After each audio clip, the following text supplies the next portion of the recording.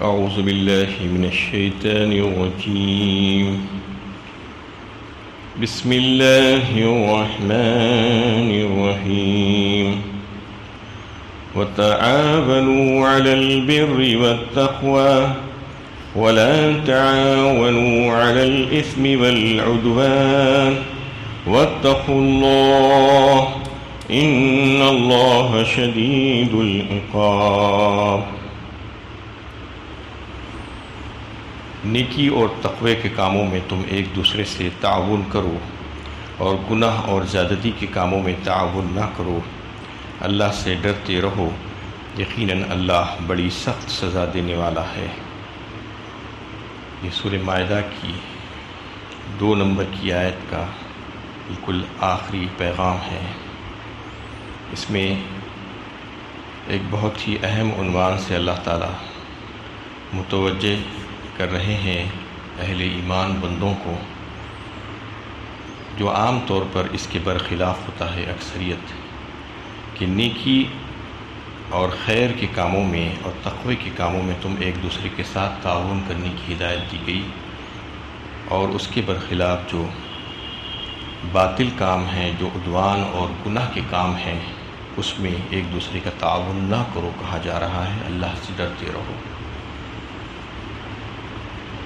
اصل میں دیکھا جائے تو دنیا میں اگر آپ دیکھیں تو باہمی امداد، تعاون اور تناصر جسے کہا جاتا ہے، کوآپریشن، ایک دوسرے کے ساتھ اسسٹنس اور ہیلپ، اس کے بغیر دنیا میں انسان کی زندگی کا گزر نہیں ہو سکتا، اس کی بقا نہیں ہو سکتی. یہ عالمی نظام کی روح ہے کہ تعاون اور تناصر. ہر انسان جب سے پیدا ہوتا ہے اور جب تک مر نہیں جاتا، اس وقت تک اس کو لوگوں کی ضرورت پڑتی ہے. وہ محتاج ہے. اللہ تعالیٰ اس کو محتاج بنا کر پیدا فرمائے. اسی وجہ سے کہ اگر اس کو محتاج نہیں بنایا جاتا تو وہ تو ظالم ہو جاتا اور وہ سرکش ہو جاتا. اس لیے اللہ تعالیٰ نے اس کو محتاج بنایا ہے. وہ اپنی محتاجی کو جانتا ہے کہ انسان کتنا محتاج ہے، کتنا بے بس اور کمزور اور مجبور اور لاچار ہے. وہ اس بات سے اچھی طریقے سے واقف ہے. سوائے اللہ رب العزت کی ذات کے، وہ تو غنی ہے، بے نیاز ہے، بے پرواہ ہے، ان کو کسی کی ضرورت نہیں ہے. لیکن سارے انسانوں کو کسی نہ کسی کی ضرورت ہے. وہ محتاجی اللہ تعالیٰ نے ان کے اندر رکھی ہے، چاہے وہ کسی درجے کے انسان کیوں نہ ہو. کوئی اس سے مستثنیٰ نہیں ہے. انبیاء، اولیاء کرام کو بھی جو ہے چاہیے کسی نہ کسی کی مدد، وہ بھی محتاج ہیں. تو اس میں انسان چاہے کتنا طاقتور کیوں نہ ہو، کتنا مالدار کیوں نہ ہو، کتنا دانشمند اور قابل اور تعلیم یافتہ کیوں نہ ہو، وہ اپنی ضروریات زندگی بھی تنہا حاصل نہیں کر سکتا. جیسا کہ اس کی غذا ہے، اس کا لباس ہے، اس کا گھر ہے، اس کی سواری ہے، یہ سب سے زیادہ اہم ترین چیزیں ہیں انسان کی زندگی کے لیے. نیسیسٹیز جو ہیں وہ بھی تنہا حاصل نہیں کر سکتا، اس کو پتہ ہے یہ. کیونکہ غذا جو ہے وہ کہاں کہاں سے آتی ہے. کتنے ہزاروں لاکھوں انسان جب محنت کرتے ہیں تو اس کے پاس وہ غذا پہنچتی ہے، چاہے وہ اناج کے دانے ہو، چاہے وہ فروٹ ہو، چاہے وہ ویجیٹیبل ہو، چاہے اور کوئی غذا ہو. ہزاروں لاکھوں انسانوں کی محنت کے بعد اس کے منہ تک وہ پہنچتا ہے نوالا. وہ جانتا ہے وہ تنہا کتنا بھی پیسہ خرچ کر لے وہ غذا حاصل نہیں کر سکتا. ایسے ہی لباس ہے، اس کا گھر ہے، کتنے لوگ اس کا گھر بنانے کے سلسلے میں کام کرتے ہیں، جب کہیں جا کر اس کو ایک سہارا ملتا ہے، ایک آسرا ملتا ہے رہنے کا. ویسے ہی سواری ہے، دیگر ساری ضروریتیں ہیں. دنیا کی جتنی ضروریات ہیں وہ سب کی سب اس میں وہ محتاج ہے انسانوں کا. نہ صرف زندگی میں بلکہ زندگی کے بعد، مرنے کے بعد بھی وہ تنہا قبرستان نہیں جا سکتا. اس کو غسل دینا پڑتا ہے، اس کو کفن دینا پڑتا ہے، اس کو قبر میں لے جا کر دفن کرنا پڑتا ہے کوئی نہ کوئی. اس کے لیے بھی لوگوں کی ضرورت پڑتی ہے. وہ محتاج ہے نہ صرف مرنے تک اور مرنے کے بعد بلکہ اس کے بعد بھی وہ سلسلہ چلتے رہتا ہے کہ اس کے لیے دعائے مغفرت دیگر لوگ کرتے ہیں، اس کے لیے ایصال ثواب کرتے ہیں. یہاں پر بھی اس کو ضرورت پڑتی ہے. تو قدم قدم پر انسان محتاج ہے، یہ اس کو پتہ ہے اچھی طریقے سے. لیکن اللہ تعالیٰ نے اس کائنات کو بالکل اسی طریقے سے بنایا ہے کہ اسباب کے دائرے میں سب چیزوں کو باندھا ہے. ہر چیز سبب کے تحت ہوتی ہے، ورنہ اللہ تعالیٰ کے پاس تو اتنی قدرت ہے کہ کن فیکون کا معاملہ ہے. وہ جب چاہیں جو چاہیں چیزوں کو پیدا فرما سکتے ہیں، کر سکتے ہیں، عمل میں لا سکتے ہیں. لیکن اس ساری دنیا کو اللہ تعالیٰ نے اسباب کے دائرے میں باندھا ہے. ہر چیز سبب کے تحت، ایک فائدے کے تحت انجام پاتی رہتی ہے. بسا اوقات ایسا بھی ہوتا ہے کہ استثنائی صورتیں، ایکسیپشنز، کراماتیں ہوتی ہیں، اور معجزات اللہ تعالیٰ اپنے نیک بندوں کے ہاتھوں پر، نبیوں کے ہاتھوں پر جو ہے اس کا اظہار فرماتے ہیں. وہ سبب سے ہٹ کے ہوتے ہیں، لیکن وہ کبھی کبھی ہوتا ہے، وہ قانون نہیں ہے. قانون تو یہی ہے کہ سبب سے ہوتے ہیں ہر چیز. تو انسان کو چاہیے کہ ایک دوسرے کا تعاون اور تناسل کرے، یہ اسباب کو اختیار کرتے ہوئے، وسائل کو اختیار کرتے ہوئے جو اللہ تعالیٰ نے اس کے لیے دنیا میں رکھے ہیں. لیکن اسباب کو سب کچھ نہ سمجھے. یہی فرق ہے کافر اور مومن کا، کہ ایک مومن بندہ سبب اور وسائل جو اللہ تعالیٰ نے پیدا فرمائے ہیں اس کو استعمال کرتا ہے، لیکن اس کی نظر مسبب الاسباب کی طرف ہوتی ہے، اس کو فاعل حقیقی نہیں سمجھتا. جو کافر ہوتا ہے وہ سبب کے پیچھے دوڑتا ہے، یہ سمجھتا ہے یہی سب کچھ ہے. یہی سب کچھ نہیں ہے، بلکہ اللہ تعالیٰ نے اس کو پیدا فرمایا ہے وہ اسباب کو اس کے لیے، اور اس کے لیے ایک نظام مقرر فرمایا ہے، اس لیے اس کو اختیار کرنا ہے، اور اسی کے ذریعے سے جو ہے سارے انسانوں کو دنیا میں زندگی گزارنا ہے. یہ اللہ تعالیٰ نے انسانوں کے لیے مقرر فرمایا ہے. اب یہاں پر قرآنی تعلیم جو دی گئی ہے وہ یہ ہے کہ تم جو ہے ایک دوسرے کا تعاون کس طریقے سے کرنا چاہیے. تمہارے تعاون کا مدار اور بنیاد نیکی اور خیر خواہی ہونا چاہیے، بھلائی ہونا چاہیے، تقوی اور پرہیزگاری اور خدا ترسی کی بنیاد پر تم ایک دوسرے کا تعاون کرنا چاہیے. اس کو اللہ تعالیٰ نے یہاں پر اس آیت کے اس حصے میں واضح فرمایا کہ یہ مسلمانوں کا دستور عمل ہونا چاہیے کہ وہ نیکی اور خدا ترسی کے کاموں میں ایک دوسرے کے معاون رہیں، اور گناہ اور زیادتی کے کاموں میں کسی کے معاون نہیں ہونے چاہیے. یہ اصول اور بنیاد مسلمانوں کا ہونا چاہیے. تعاون اور تناصر تو دنیا میں عمومی طور پر چلتا رہے گا، ایک دوسرے کی مدد جو ہے چلتی رہے گی، اس کے بغیر زندگی نہیں گزرے گی.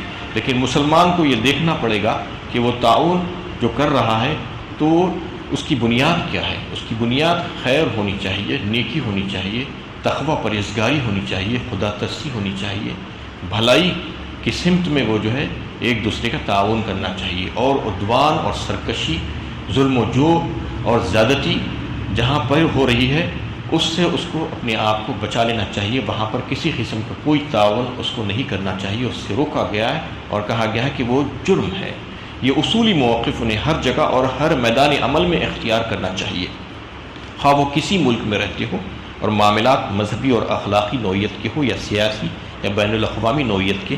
ان کی اجتماعی پالیسی اسی اصول پر مبنی ہونی چاہیے، نہ کہ منافقانہ طرز پر کہ کہیں پر کچھ کر دیا، کہیں پر کچھ کر دیا، دکھانے کے لیے کچھ کر دیا، بتانے کے لیے کچھ کر دیا، دل میں کچھ ہے، زبان پہ کچھ ہے. ایسا نہیں ہونا چاہیے، بلکہ اللہ سے ڈرتے ہوئے. اللہ تعالیٰ نے کہا کہ واتقوا اللہ، ڈرو اللہ سے. اللہ سے ڈرتے ہوئے تم کو تعاون اسی سمت میں کرنا چاہیے جہاں پر خیر ہے اور نیکی کا کام ہے، اور جہاں پر ایسا نہیں ہے تو پھر وہاں پر تمہارا تعاون نہیں ہونا چاہیے. اس سلسلے میں اللہ تعالیٰ نے انسان کو اپنا پرانا بھولا ہوا سبق یاد دلایا. سورہ نساء کی پہلی ہی آیت میں یہ بتا دیا گیا، یا ایھا الناس اتقوا ربکم الذی خلقکم من نفس واحدہ. اے وہ لوگوں، تمام لوگوں سے خطاب ہے. اس میں خطاب کر کے کہا جا رہا ہے کہ تم ایک ہی ماں باپ کی اولاد ہو، تم ایک خاندان کے افراد ہو، تم الگ الگ نہیں ہو. تم ایک دوسرے کا لحاظ کرو، تم ایک دوسرے کے ساتھ مدد اور تعاون کرتے جاؤ. اس کے بعد فرماتے ہیں سورۃ تغابن میں، خلقکم فمنکم کافر ومنکم مومن.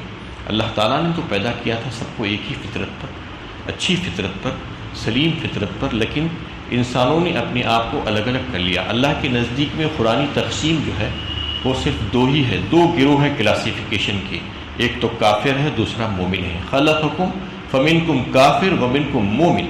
کافر کون ہے؟ وہ ہے جو اللہ کا باغی اور سرکش ہے، جس نے اپنے خالق اور مالک کو نہیں پہچانا، جس نے اس کا جو ہے حق ادا نہیں کیا، اس کی عبادت نہیں کی، بلکہ کسی اور کی عبادت کرتا رہا اور کسی اور کی بندگی کرتا رہا، اس کا شکریہ ادا نہیں کیا. وہ کافر ہے. اور جو مومن بندہ ہے وہ اپنے خالق کو پہچان کر زندگی گزارتا ہے اس کا شکریہ ادا کرتا ہے، اس کی دی ہوئی نعمتوں کا شکر ادا کر کے اپنی زندگی گزارتا ہے، تو اللہ کے نزدیک صرف 2 ہی گروہ ہیں دنیا میں، اور اس کو جو ہے اللہ تعالیٰ نے جو ہے سمجھایا ہے، اور پھر اللہ کے نبی صلی اللہ علیہ وسلم نے حجت الوداع کے موقع پر بھی جو ہے لوگوں سے خطاب کرتے ہوئے یہ بات واضح فرما دی، اس کی تشریح فرما دی کہ تم میں سے جو ہے کوئی کسی پر فوقیت نہیں رکھتا، کہ کوئی اجمی جو ہے کوئی عربی اجمی پر جو ہے فوقیت نہیں رکھتا، اور کوئی گورا کالے پر فوقیت نہیں رکھتا۔ فوقیت اور بڑائی کا مدار اور معیار جو ہوگا وہ تقوی اور پرہیزگاری اور اللہ تعالیٰ کی اطاعت پر ہوگا۔ ان اکرمکم عند اللہ اتقاکم، فرمایا اللہ تعالیٰ نے سورہ حجرات میں کہ تم میں سے اکرم اور اچھا اور بڑا اور بہترین اللہ کی نظر میں جو ہوگا وہ تقوی اور پرہیزگاری والا انسان ہی ہوگا۔ ادروائز جو دوسرے جو لوگ ہوں گے وہ جو ہے چاہے اپنے آپ کو کتنا بڑا سمجھ لیتے ہوں گے، لیکن اللہ کی نظر میں وہ بڑے نہیں ہوں گے، سب کے سب اللہ کی نظر میں برابر ہے۔ جو تقوی اور پرہیزگاری والا ہوگا وہی بڑا ہوگا۔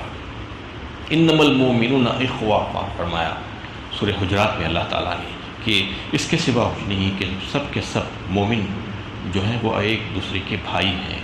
مومنوں کا جو ہے ایک گروہ ہے، کافروں کا ایک گروہ ہے۔ مومن جو ہے وہ ایک دوسرے کے بھائی ہے، چاہے وہ کالے ہو گورے ہو، چاہے وہ کسی نسل سے تعلق رکھتے ہو، کسی خاندان قبیلے سے تعلق رکھتے ہو، کسی ملک سے تعلق رکھتے ہو، سب کے سب بھائی ہیں۔ اللہ تعالیٰ اس میں یہاں پر یہ بات واضح فرما رہے ہیں، اور یہ بات جو ہے واضح ہوئی ہے اس وقت جو معرکات پیش آئے، غزوہ احد، غزوہ بدر، غزوہ احزاب اور حنین میں دیکھا گیا کہ جو نسبی بھائی تھے، ایک دوسرے کے سگے بھائی جسے کہا جاتا ہے، انہوں نے اگر اس میں سے ایک ایمان نہیں لایا تو وہ دوسرے اپنے نسبی بھائی کا دشمن ہو گیا۔ ایک طرف ایک بھائی ہے، دوسری طرف دوسرا بھائی ہے، ایک طرف چچا ہے، دوسری طرف بھتیجا ہے، جن کی جنگ ہو رہی تھی۔ ایک گروہ جو ہے جو اللہ کے نبی صلی اللہ علیہ وسلم کے ساتھ مل کر ان کی تائید میں جو ہے کافروں سے لڑتا ہے، ایک گروہ ہے جو کافروں کے ساتھ مل کر اللہ کے نبی صلی اللہ علیہ وسلم اور مسلمانوں سے لڑتا ہے۔ اس میں نسبی بھائی بھی ہیں، ایک طرف تو دوسری طرف دوسرا بھائی ہے، ایک طرف چچا ہے، دوسری طرف بھتیجا ہے۔ یہ دیکھنے میں آیا تھا کہ اس وقت جو ہے دینی بھائی جو ہیں، جو اسلام کو لانے کے بعد جن کا رشتہ جو ہے قائم ہوا تھا، وہ رشتہ سب سے زیادہ مضبوط تھا، اور وہ رشتے کو فوقیت دی گئی۔ حق کی تائید اور اعانت میں جو ہے وہ بات سامنے آئی کہ حق یہی ہے، دین حق ہے، اور اس کی تائید میں جو ہے جب لوگ آگے آئے تو نسبی رشتوں کا کوئی لحاظ نہیں رکھا گیا۔ حضرت صلی اللہ علیہ وسلم کے جو قریب ترین رشتہ دار تھے، قریش کے جو بڑے بڑے سردار ابو لہب، ابو جہل وغیرہ، انہوں نے جب بات کو نہیں تسلیم کیا، اللہ کے نبی صلی اللہ علیہ وسلم کی نبوت کو نہیں مانا، اللہ تعالیٰ کی کبریائی اور توحید کو نہیں مانا، نہیں سمجھا، تو پھر ان کا رشتہ آپ صلی اللہ علیہ وسلم سے کٹ گیا۔ اور پھر جو لوگوں نے مانا تھا وہ کہاں کہاں سے آ کر آپ سے جڑ گئے۔ حضرت بلال حبشی حبشہ سے آئے، حضرت صہیب رومی روم سے آ کر آپ کے ساتھ مل گئے، حضرت سلمان فارسی فارس سے آئے اور آپ کے ساتھ جڑ گئے۔ اور ان لوگوں کا کیا مرتبہ ہوا کہ وہ جو ہے نہ آپ صلی اللہ علیہ وسلم کے رشتہ دار تھے، نہ آپ صلی اللہ علیہ وسلم کے یعنی ملک میں رہنے والے تھے، نہ اس خطے میں رہنے والے تھے جہاں آپ صلی اللہ علیہ وسلم تھے، لیکن ان کا رشتہ جو ہے دینی رشتہ وہ قائم ہوا، وہ حق کی تائید اور نصرت ان کے ذریعے سے آپ صلی اللہ علیہ وسلم کو ملی، تو پھر ان کا مقام و مرتبہ اللہ تعالیٰ نے اس قدر بڑھا دیا۔ تو یہاں پر یہی بات کی طرف متوجہ کیا جا رہا ہے کہ تم کو جو ہے یہ دیکھنا چاہیے کہ تم تعاون جو کر رہے ہو اس کی بنیاد نیکی اور بھلائی ہونی چاہیے۔ اس لیے اللہ کے نبی صلی اللہ علیہ وسلم نے ایک حدیث میں فرمایا کہ جو کوئی نیک عمل کی کسی کو ہدایت کرے گا تو گویا کہ اس نے وہ خود نیک عمل کیا ایسا سمجھا جائے گا۔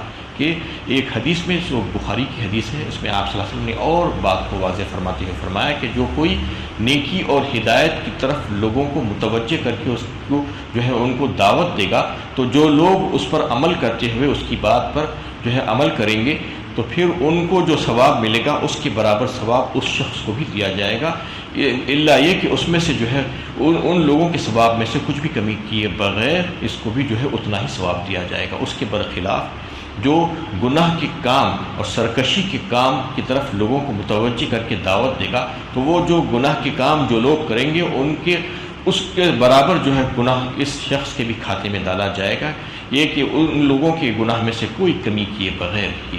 تو اس میں جو ہے اس بات کو واضح فرما دیا گیا کہ تم نیکی کے کام میں اگر تعاون کرو گے تو یہ سمجھ لو کہ جتنے لوگ تمہارے ساتھ وہ نیک کام کریں گے تو اس میں تم برابر کے شریک ہو جاؤ گے ثواب میں۔ اور ایک جو ہے طبرانی کی حدیث ہے جس کو ابن کثیر نے لیا ہے، اس میں بھی یہی بات کو واضح فرمایا کہ ظالم کی مدد نہیں کرنا چاہیے۔ ظالم کی مدد جو بھی کرے گا تو وہ اللہ کی پکڑ سے بچ نہیں پائے گا۔ اس میں جو ہے اللہ تعالیٰ نے یہ فرما دیا کہ اس کی پکڑ بروز قیامت یقیناً ہونے والی ہے۔ تو ظالم کو جو ہے یعنی سلف و صالحین نے اس کے تعلق سے یہ فرما دیا کہ جو ظالم بادشاہ یا کسی ظالم فرد یا ظالم ادارے میں جو ہے کام کرے گا اور ان کی ملازمت کرے گا یا ان کا کوئی عہدہ اور منصب لے گا، تو اس کا مطلب یہ ہوگا کہ وہ ان لوگوں کی امداد اور اعانت کر رہا ہے۔ تو اس سلسلے میں فلن اکون ظہیرا للمجرمین، جو موسیٰ علیہ السلام نے اللہ تعالیٰ سے دعا مانگی تھی کہ آپ نے میرے اوپر جو نعمتیں جو ہے دی ہے، اس کا جو ہے میں یہ کروں گا کہ کسی ظالم کی کسی مجرم کی مددگار نہیں بنوں گا۔ ربنا بما انعمت علی فلن اکون ظہیرا للمجرمین فرمایا کہ اس کے ضمن میں ایک حدیث میں جو ہے اللہ کے نبی صلی اللہ علیہ وسلم نے یہ بات فرمائی کہ بروز قیامت ان تمام لوگوں کو آواز دی جائے گی اور پکارا جائے گا کہ کہاں ہیں وہ ظالم اور ان کے مددگار۔ ظالم اور ان کے مددگاروں کو بلا کر الگ کیا جائے گا اور ان تمام کو ایک لوہے کے تابوت میں بند کر کے جہنم میں پھینک دیا جائے گا۔ وہ ظالم چاہے کسی درجے کے ظالم ہو اور وہ مددگار کسی درجے کے ہو، حتیٰ کہ یہاں تک کہ وہ ظالموں کے قلم اور دوات درست کرنے والے بھی جو مددگار ہوں گے ان کے ساتھ بھی یہی رویہ اختیار کیا جائے گا۔ اس لیے اس میں جو ہے مسلسل اس بات کی طرف توجہ دلائی جا رہی ہے کہ تم ظلم کرنے والوں کی مددگار مت بنو۔ ظلم کرنے والے کی جو مددگار بنیں گے تو ان کا حشر بہت برا ہونے والا ہے۔ اس میں اللہ تعالیٰ نے اسی بات کو واضح فرمایا کہ تم تعاون اس سلسلے میں کرو کہ نیکی اور پرہیزگاری، تقوی، خدا ترسی کے سلسلے میں جو ہے تم ایک دوسرے کے تعاون کرو، اور جو اس کے برخلاف جو کام ہوں گے ظلم و زیادتی والے کام، اس میں تم کبھی بھی ایک دوسرے کا تعاون نہیں کرنا۔ اور اللہ کے نبی صلی اللہ علیہ وسلم نے ایک حدیث میں یہ بات بھی بتائی کہ انصر اخاک ظالما او مظلوما فرمایا، تم اپنے بھائی کی مدد کرو چاہے وہ ظالم ہو یا مظلوم ہو۔ تو اس پر صحابہ کرام نے آپ صلی اللہ علیہ وسلم سے عرض کیا کہ یا رسول اللہ، یہ مظلوم کی مدد تو ہماری سمجھ میں آ گئی ہے، لیکن ظالم کی مدد کیا چیز ہے؟ تو آپ صلی اللہ علیہ وسلم نے اس کو واضح فرماتے ہوئے کہا کہ ظالم کی مدد یہ ہے کہ اس کو ظلم کرنے سے روکو تم، یعنی ظلم کرنے میں مددگار نہیں ہونا بلکہ ظلم کرنے سے روکنا ظالم کو۔ یہ جو ہے اس اسلام کا منشا ہے۔ اسلام یہی چاہتا ہے کہ اپنے ماننے والے ظالموں کی مدد نہ کرے بلکہ مظلوموں کی مدد کرے، اور وہ جہاں کہیں پر جو ہے کسی کا تعاون اور مدد کرے، امداد کرے، اعانت کرے تو یہ دیکھ کر کرے، اس کی بنیاد یہی ہونا چاہیے کہ تقوی، پرہیزگاری اور نیکی اور بھلائی اور خیر اور حق۔ جہاں پر باطل ہے، جہاں پر ظلم و جور ہے، جہاں پر ظلم ہے، وہاں پر جو ہے ان کی مدد اور ان کا تعاون بالکل بھی نہیں کرنا چاہیے۔ اللہ تعالیٰ سے دعا ہے کہ اللہ تعالیٰ ہم کو ایسا ہی کرنے والا بنا دے کہ ہمارا تعاون انہی لوگوں کے ساتھ ہونا چاہیے جہاں پر خیر اور بھلائی ہے، اور جو ظلم و زیادتی کر رہے ہیں ان کا تعاون ہم نہ کرنے والے بن جائیں۔ وآخر دعوانا الحمد للہ رب العالمین۔